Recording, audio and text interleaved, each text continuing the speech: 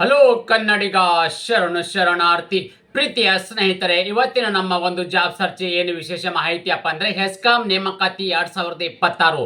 ಸ್ನೇಹಿತರೆ, ಈ ಹೆಸ್ಕಾಂ ನೇಮಕಾತಿಯ ಬಗ್ಗೆ ವಿವರವನ್ನು ನಾವು ನೋಡ್ತಾ ಹೋಗೋಣ ಬನ್ನಿ. ಅಂದ್ರೆ ಹುಬ್ಬಳ್ಳಿ ವಿದ್ಯುತ್ ಸರಬರಾಜು ಕಂಪನಿಯಲ್ಲಿ ನಿಯಮಿತದಲ್ಲಿ ಅಗತ್ಯವಿರುವ ಅಪ್ರೆಂಟಿಸ್ ಹುದ್ದೆಗಳ ಭರ್ತಿಗೆ ಅರ್ಹ ಹಾಗೂ ಆಸಕ್ತ ಪುರುಷ ಮತ್ತು ಮಹಿಳಾ ಅಭ್ಯರ್ಥಿಗಳಿಂದ ಅರ್ಜಿಗಳನ್ನು ಕರೆಯಲಾಗಿದೆ.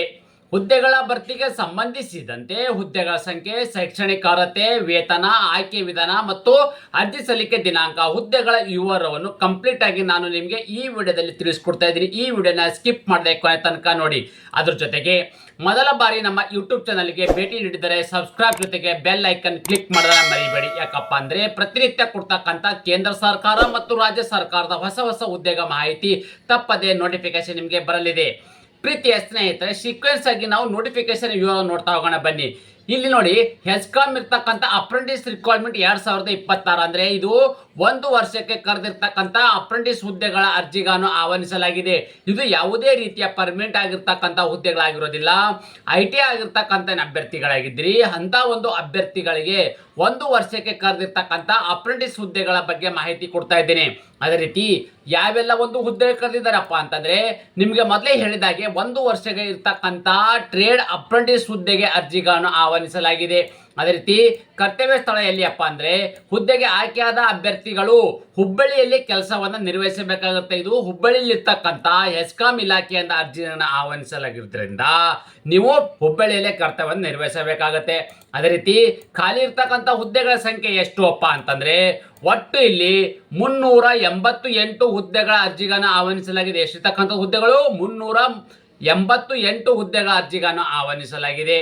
ಅದೇ ರೀತಿ ಶೈಕ್ಷಣಿಕ ಅರ್ಹತೆ ಅಂದ್ರೆ, ಈ ಒಂದು ಹುದ್ದೆಯನ್ನು ಪಡೆದುಕೊಳ್ಳಬೇಕಾದರೆ ಯಾವೆಲ್ಲ ಒಂದು ಕ್ವಾಲಿಫಿಕೇಶನ್ ಹೊಂದಿರತಕ್ಕಂಥ ಅಭ್ಯರ್ಥಿಗಳು ಈ ಒಂದು ಹುದ್ದೆಗೆ ಅರ್ಜಿಗಳನ್ನ ಸಲ್ಲಿಸಬಹುದು ಅಂತ ನಾವು ಮಾಹಿತಿ ನೋಡೋದಾದ್ರೆ, ನೋಡಿ, 2 ವರ್ಷಗಳ ಕಾಲ ITI ಹೊಂದಿರಬೇಕಾಗುತ್ತೆ. 2 ವರ್ಷಗಳ ಕಾಲ ITI ಮುಗಿಸಿರ್ತಕ್ಕಂಥ ಅಭ್ಯರ್ಥಿಗಳು ಈ ಒಂದು ಹುದ್ದೆಗೆ ಅರ್ಜಿಗೆ ಸಲ್ಲಿಸಬಹುದು. ಅಂದ್ರೆ ITIದಲ್ಲಿ ಯಾವ ಒಂದು ಕೋರ್ಸ್ ಮಾಡಿರ್ಬೇಕಪ್ಪ ಅಂದ್ರೆ, ಎಲೆಕ್ಟ್ರಿಷಿಯನ್. ನೋಡಿ, ITIದಲ್ಲಿ ನೀವು 2 ವರ್ಷಗಳ ಕಾಲ ITI ಮಾಡಿರಬೇಕು. ಅದರಲ್ಲಿ ಒಂದು ಎಲೆಕ್ಟ್ರಿಷಿಯನ್ ಟ್ರೇಡ್ ಅನ್ನ ಹೊಂದಿರತಕ್ಕಂಥ ಅಭ್ಯರ್ಥಿಗಳನ್ನ ಈ ಒಂದು ಅಪ್ರೆಂಟಿಸ್ ಟ್ರೈನಿಗೆ ಹುದ್ದೆಗೆ ಅರ್ಜಿಗಳನ್ನ ಸಲ್ಲಿಸಬಹುದಾಗಿದೆ. ಅಂದ್ರೆ ಯಾವುದ್ರಲ್ಲಪ್ಪ ಅಂದ್ರೆ, NCVT ಮತ್ತು SCVT ಅಂದ್ರೆ ನೀವು ನ್ಯಾಷನಲ್ ವೆಕೇಷನಲ್ ಟ್ರೇಡ್ ಸರ್ಟಿಫಿಕೇಟ್ ಮತ್ತು ಸ್ಟೇಟ್ ವೆಕೇಷನಲ್ ಸರ್ಟಿಫಿಕೇಟ್. ಇವು ಅಂದ್ರೆ ಒಂದು ಸೆಂಟ್ರಲ್ ಗೌರ್ಮೆಂಟ್ ಆಗಿರ್ತಕ್ಕಂಥದ್ದು ಏನಿದೆ ಮತ್ತು ಸ್ಟೇಟ್ ಗೌರ್ಮೆಂಟ್ ಯಾವುದಾದ್ರೂ ಒಂದರಲ್ಲಿ ನೀವು ಪ್ರೊವಿಷನ್ ಅಂದ್ರೆ ಪ್ರೊವಿಷನಲ್ ನ್ಯಾಷನಲ್ ಟ್ರೇಡ್ ಸರ್ಟಿಫಿಕೇಟ್ ಅಂಕಪಟ್ಟಿನ ಹೊಂದಿರತಕ್ಕಂಥ ಅಭ್ಯರ್ಥಿಗಳು, ಯಾವುದರಲ್ಲಿ ITI ಎಲೆಕ್ಟ್ರಿಷಿಯನ್ ಅಲ್ಲಿ ಹೊಂದಿರತಕ್ಕಂಥ ಅಭ್ಯರ್ಥಿಗಳು ಈ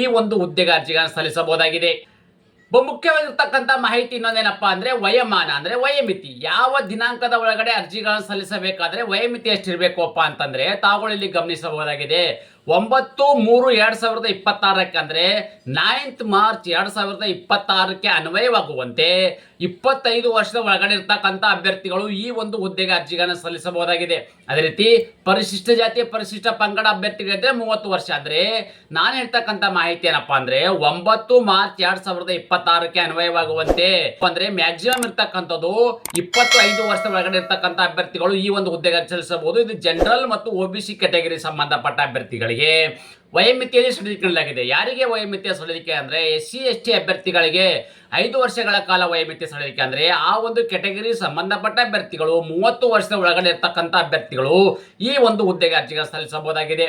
ಅದೇ ರೀತಿ ಆಯ್ಕೆ ಇರ್ತಕ್ಕಂಥ ಅಭ್ಯರ್ಥಿಗಳಿಗೆ ಸಿಗ್ತಕ್ಕಂಥ ಒಂದು ಸ್ಟೈಪಂಡ್ ಏನಪ್ಪಾ ಅಂದ್ರೆ, ಸ್ಟೈಪಂಡ್ ಅಂತ ಯಾಕೆ ಅಂತೀವಪ್ಪ ಅಂದ್ರೆ, ಇದು 1 ವರ್ಷದ ಅಪ್ರೆಂಟಿಸ್ ಹುದ್ದೆಗಳಾಗಿರೋದ್ರಿಂದ ನಿಮಗೆ ಸಿಗ್ತಕ್ಕಂಥ ಪ್ರತಿ ತಿಂಗಳು ಸಿಗ್ತಕ್ಕಂಥ 9,600 ರೂಪಾಯಿವರೆಗೂ ಪ್ರತಿ ತಿಂಗಳು ಸಿಗ್ತಕ್ಕಂಥ ಒಂದು ಸ್ಟೈಪಂಡ್ ಆಗಿದೆ. ಅದೇ ರೀತಿ ಅರ್ಜಿ ಸಲ್ಲಿಕೆ ವಿಧಾನ ಹೇಗೆಪ್ಪ ಅಂತಂದ್ರೆ, ಅಭ್ಯರ್ಥಿಗಳು ಇವು ಹುದ್ದೆಗೆ ಆನ್ಲೈನ್ ಮೂಲಕವೇ ಅರ್ಜಿಗಳನ್ನ ಸಲ್ಲಿಸಬೇಕು. ಹಾರ್ಡ್ ಪ್ರತಿಯನ್ನು ಕಚೇರಿ ವಿಳಾಸಕ್ಕೆ ಕಳಿಸಬೇಕಾಗುತ್ತೆ. ನೀವು ಅರ್ಜಿಗಳನ್ನ ಆನ್ಲೈನ್ ಮುಖಾಂತರ ಕಳಿಸಬೇಕಾಗುತ್ತೆ. ಆನ್ಲೈನ್ ಮುಖಾಂತರ ಅರ್ಜಿ ಸಲ್ಲಿಸಿರ್ತಕ್ಕಂಥ ಒಂದು ಹಾರ್ಡ್ ಕಾಪಿ ಅಂದ್ರೆ ಪ್ರಿಂಟ್ಔಟ್ ಅನ್ನು ತಕೊಂಡ್ಬಿಟ್ಟು ನೀವು ಮೂಲ ಪ್ರತಿ ಅಂದ್ರೆ ಹಾರ್ಡ್ ಕಾಪಿಯನ್ನ ಕಚೇರಿ ವಿಳಾಸಕ್ಕೆ ಕಳಿಸಬೇಕಾಗುತ್ತೆ. ಅದರ ಅಡ್ರೆಸ್ ಎಲ್ಲ ನಾನು ನಿಮ್ಗೆ ಇಲ್ಲಿ ಮುಂದೆ ಮಾಹಿತಿ ಕೊಡುತ್ತೇನೆ.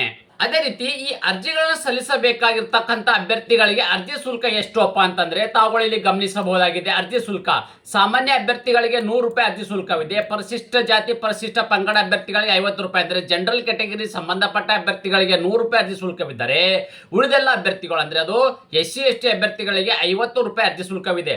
ಅದೇ ರೀತಿ ಈ ಅರ್ಜಿ ಶುಲ್ಕವನ್ನು ಹೇಗೆ ಪಾವತಿಸಬೇಕಪ್ಪ ಅಂತಂದ್ರೆ ತಾವುಗಳು ಗಮನಿಸಬೇಕಾಗಿರ್ತಕ್ಕಂಥದ್ದೇನಪ್ಪಾ ಅಂದ್ರೆ ಅಭ್ಯರ್ಥಿಗಳು ನಿಗದಿತ ಅರ್ಜಿ ಶುಲ್ಕ ಪೋಸ್ಟಲ್ ಆರ್ಡರ್ ಅಂದ್ರೆ ಇಲ್ಲಿ ನೋಡಿ ಪೋಸ್ಟಲ್ ಆರ್ಡರ್ ಅಲ್ಲಿ ಅಂದ್ರೆ ನೀವು ಒಂದು ಪೋಸ್ಟಲ್ ಆರ್ಡರ್ ಅಲ್ಲಿ ಡಿಡಿ ತಕ್ಕೋಬೇಕಾಗತ್ತೆ. ಯಾರ ಹೆಸರು ಮೇಲಪ್ಪ ಅಂದ್ರೆ ಆರ್ಥಿಕ ಸಲಹೆಗಾರರು ಮನಿ ಅಂದ್ರೆ ಹುಬ್ಬಳ್ಳಿ ಅಂದ್ರೆ ಇರ್ತಕ್ಕಂಥ ಹೆಸ್ಕಾಮಿನಲ್ಲಿ ಒಂದು ಹುಬ್ಬಳ್ಳಿ ಇವರ ಹೆಸರಿನಲ್ಲಿ ನೀವೇನ್ ಮಾಡ್ಬೇಕಪ್ಪ ಅಂದ್ರೆ ಪೋಸ್ಟಲ್ ಆರ್ಡರ್ ಅನ್ನ ಖರೀದಿಸಿ ನೀವು ಏನು ಅಪ್ಲಿಕೇಶನ್ ಹಾಕಿರ್ತಕ್ಕಂತ ಒಂದು ಹಾರ್ಡ್ ಕಾಪಿ ಜೊತೆಗೆ ಈ ಒಂದು ಡಿ ಅನ್ನ ನೀವು ಅಂಟಿಸ್ಬಿಟ್ಟಾದ್ರೆ ಡಿ ಜೊತೆಗೆ ನೀವು ಹಾರ್ಡ್ ಕಾಪಿಯನ್ನ ಹುಬ್ಬಳ್ಳಿ ಇರ್ತಕ್ಕಂಥ ಒಂದು ಕೇಂದ್ರ ಕಚೇರಿಗೆ ಕಳಿಸ್ಕೊಡ್ಬೇಕಾಗತ್ತೆ.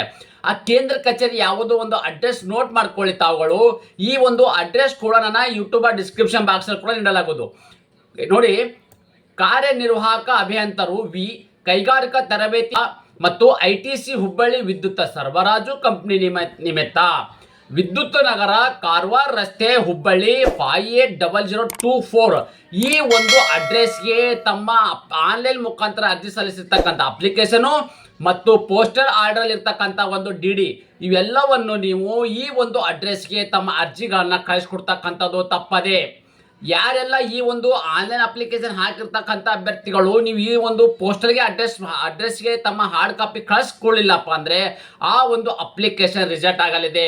ಅಪ್ಲಿಕೇಶನ್ ಆನ್ಲೈನ್ ಮುಖಾಂತರ ಅರ್ಜಿಗಳನ್ನು ಸಲ್ಲಿಸಿದ್ರಾದ ನಂತರ ನೀವು ಅಲ್ಲಿಗೆ ಬಿಡಬಾರ್ದು. ಈ ಒಂದು ಓರಲ್ ಪ್ರೊಸೆಸ್ ಅನ್ನ ಕಂಪ್ಲೀಟ್ ಅನ್ನ ಮಾಡಿಕೊಳ್ಳಬೇಕಾಗತ್ತೆ. ಅದೇ ರೀತಿ ಅರ್ಜಿ ಸಲ್ಲಿಸಲು ನಿಗದಿಪಡಿಸಿದ ದಿನಾಂಕದ ವಿವರವನ್ನು ನೋಡೋದಾದ್ರೆ ಅರ್ಜಿ ಸಲ್ಲಿಕೆ ಪ್ರಾರಂಭ ದಿನಾಂಕ 11 ಫೆಬ್ರವರಿ 2026 ಆಡಿ ಪ್ರಾರಂಭವಾಗಿದ್ದು ಅರ್ಜಿ ಸಲ್ಲಿಸಲು ಕೊನೆಯ ದಿನಾಂಕ 2 ಮಾರ್ಚ್ 2026 ಇಷ್ಟರೊಳಗಡೆ ತಮ್ಮ ಅರ್ಜಿಗಳನ್ನು ಸಲ್ಲಿಸಬೇಕಾಗುತ್ತೆ. ಹಾರ್ಡ್ ಕಾಪಿಯನ್ನು ಕಚೇರಿಗೆ ಸಲ್ಲಿಸುವ ಕೊನೆಯ ದಿನಾಂಕ ಹೇಗಪ್ಪ ಅಂದ್ರೆ ಮಾರ್ಚ್ 9 2026 ಇಷ್ಟರೊಳಗಡೆ ಓರಲ್ ಇರ್ತಕ್ಕಂಥ ನಿಮ್ಮ ಅಪ್ಲಿಕೇಶನ್ ಅಲ್ಲಿಗೆ ಸಬ್ಮಿಟ್ ಮಾಡಬೇಕಾಗತ್ತೆ. ಅದೇ ರೀತಿ ಒಂದು ಫುಲ್ ನೋಟಿಫಿಕೇಶನ್ ವಿವರ ಆಲ್ರೆಡಿ ನಿಮಗೆ ಕೊಟ್ಟಿದ್ದೇನೆ. ಟೆಲಿಗ್ರಾಮ್ ಮತ್ತು ವಾಟ್ಸ್ಆಪ್ ಚಾನಲ್ ಕೂಡ ಜಾಯಿನ್ ಆಗಿ. ಯಾಕಪ್ಪ ಅಂದ್ರೆ ಅಲ್ಲಿ ಕೊಡ್ತಕ್ಕಂಥ ಒಂದು ಕೇಂದ್ರ ಸರ್ಕಾರ ರಾಜ್ಯ ಸರ್ಕಾರದ ಹೊಸ ಉದ್ಯೋಗ ಮಾಹಿತಿ ನೀವು ಕೂಡ ಅಲ್ಲಿ ನೇರವಾಗಿ ಪಡೆಯಬಹುದಾಗಿದೆ. ಅದೇ ರೀತಿ ಈ ಒಂದು ಅಫಿಷಿಯಲ್ ಏನು ವೆಬ್ಸೈಟ್ ಇದೆ ಆನ್ಲೈನ್ ಮುಖಾಂತರ ಅರ್ಜಿ ಸಲ್ಲಿಸಬೇಕಾದ್ರೆ ಅಫಿಷಿಯಲ್ ಏನು ವೆಬ್ಸೈಟ್ ಇದೆ ಆ ಒಂದು ವೆಬ್ಸೈಟ್ ನಾನು ಯೂಟ್ಯೂಬ್ ಡಿಸ್ಕ್ರಿಪ್ಷನ್ ಬಾಕ್ಸ್ ಲಿಂಕ್ ಅನ್ನ ಕೊಟ್ಟಿರುತ್ತೇನೆ.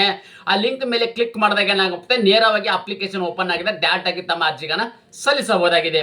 ನಾವು ಕೊಟ್ಟಿರ್ತಕ್ಕಂಥ ಉದ್ಯೋಗ ಮಾಹಿತಿ ನೀವು ಇಷ್ಟಪಡ್ತೀರಿ ಅಂತ ಭಾವಿಸುತ್ತೇನೆ. ಈ ಉದ್ಯೋಗ ಮಾಹಿತಿ ನಿಮಗೆ ಇಷ್ಟವಾದರೆ ನಿಮ್ಮ ಫ್ಯಾಮಿಲಿಗೂ ಫ್ರೆಂಡ್ಸ್ಗೂ ಶೇರ್ ಮಾಡೋದನ್ನ ಮರೆಯದಿರಿ. ಧನ್ಯವಾದ.